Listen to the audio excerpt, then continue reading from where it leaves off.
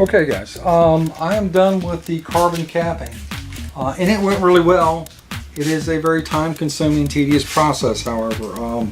It's kind of fun at the start, but by the time you're done, you're ready to be done. So it takes, you know, probably a good 16 hours to do this model in carbon capping, and that's a lot of time, but it's well worth it. It's going to look great, and it's going to add some strength, especially to the rear where the ribs come down to such a fine point. I think that sandwich of carbon capping back there is going to make a huge difference in strength. So, and it will help this from warping in the sun. So, you know, there's reasons to do these things. We're obviously onto the wingtip, and to gain the dihedral from earlier. We set it up earlier. We've elongated this hole like we said, and this is the whole reason we did that. What we're trying to achieve here is 10 degrees, which is roughly 2 inches off the T6, the final rib here. What I've done is I pinned the M17 rib of the wing down on the board, and I've taped the T1 rib from the tip, those two together. Obviously there's going to be a little gap here from the tape, but such a minuscule amount, it's really not going to impact the dihedral we're trying to get. I pinned just the M17 rib down. I did not pin the whole wing down. I just didn't feel like it was necessary. The weight or the pressure is all going to be right here at the M17 rib. So what we did was we tacked these, just the two ends together.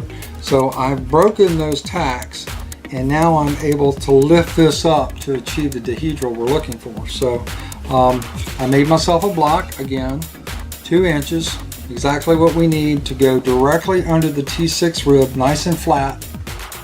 And what we're going to do is put this, raise this up, put this under to the correct location under the T6 rib.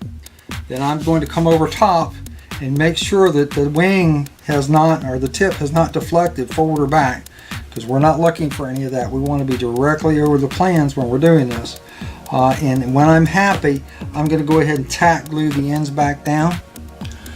Let it set. Once it's set, we should be able to take this off, and we'll be able to take this off, and then do the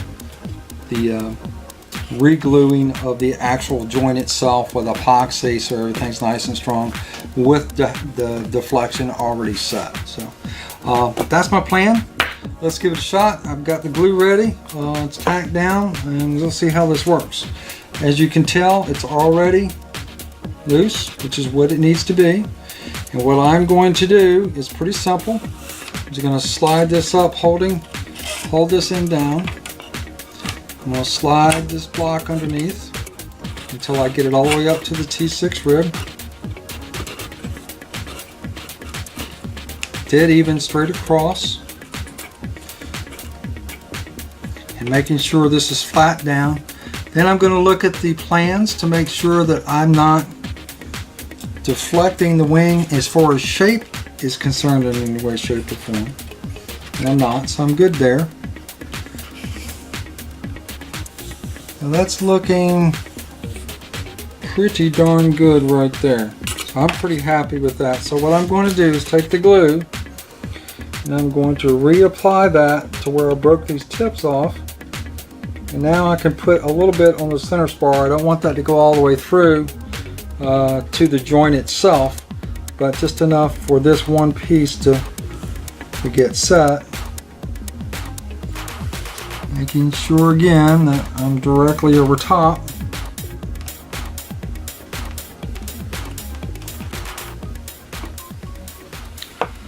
And I'm probably going to end up gluing this thing down to my plans, but that's just the way it's going to go. So hold that for a few seconds.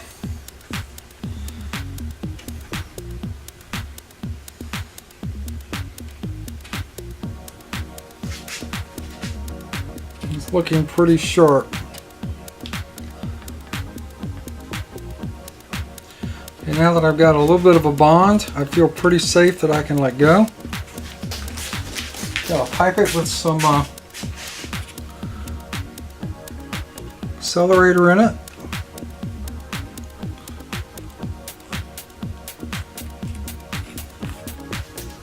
going to help me with that bone. So, here we go.